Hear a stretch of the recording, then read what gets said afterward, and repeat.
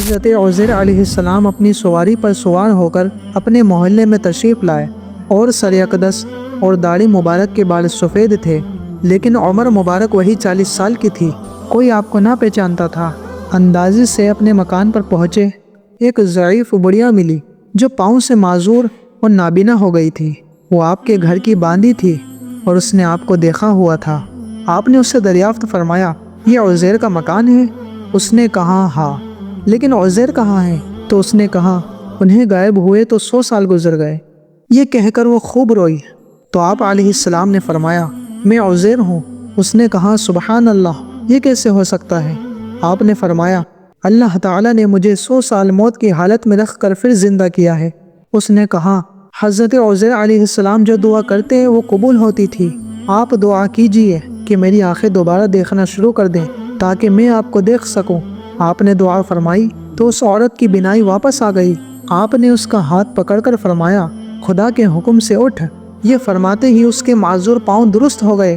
اس نے آپ کو دیکھ کر پہچانا اور کہا، میں گواہی دیتی ہوں کہ آپ بے شک حضرت عزیر علیہ السلام ہیں۔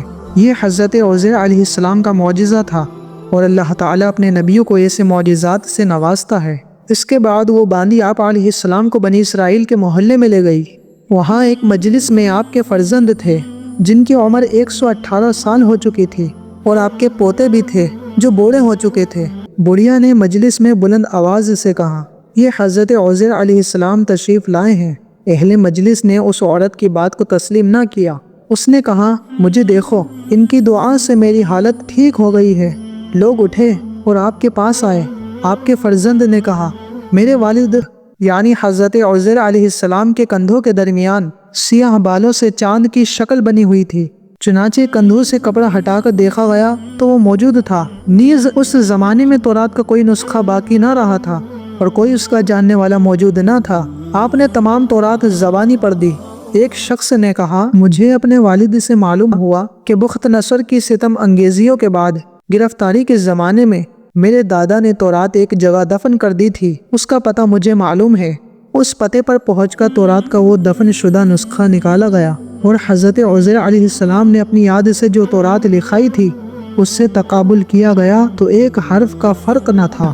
شاید یہی وجہ ہو کہ یہودیوں کے ایک گروہ نے حضرت عزیر علیہ السلام کے متعلق خدا کا بیٹا ہونے کا عقیدہ بنا لیا، کیونکہ قرآن مجید میں یہ بات موجود ہے کہ یہودیوں کے ایک گروہ نے حضرت عزیر علیہ السلام کو اللہ تعالیٰ کا بیٹا قرار دیا تھا۔ اگرچہ آج کے زمانے میں یہودیوں کا کسی ایسے گروہ کی موجودگی کا ہمیں علم نہیں، چنانچہ فرمان باری تعالیٰ ہے، وقالت الیہود عزیر ابن اللہ، اور یہودیوں نے کہا عزیر اللہ کا بیٹا ہے۔ وقالت النصارى المسیح ابن اللہ، اور عیسائیوں نے کہا مسیح اللہ کا بیٹا ہے۔ ذالک قولہم بافواہہم، یہ ان کے اپنے منہ سے کہی ہوئی بات ہے۔ یضاہئون قول الذین کفروا من قبل، یہ پہلے کے کافروں جیسی بات کرتے ہیں۔ قاتلہم اللہ، اللہ انہیں مارے۔ تو یہاں پر حضرت عزیر علیہ السلام کا واقعہ مکمل ہوا۔ اگر آپ کو یہ ایمان افروز واقعہ پسند آیا ہو تو لائک، سبسکرائب اور شیئر کرنا نہ بھولیں۔ ملتے ہیں اگلے ایمان افروز واقعے میں، تب تک کے لیے السلام علیکم۔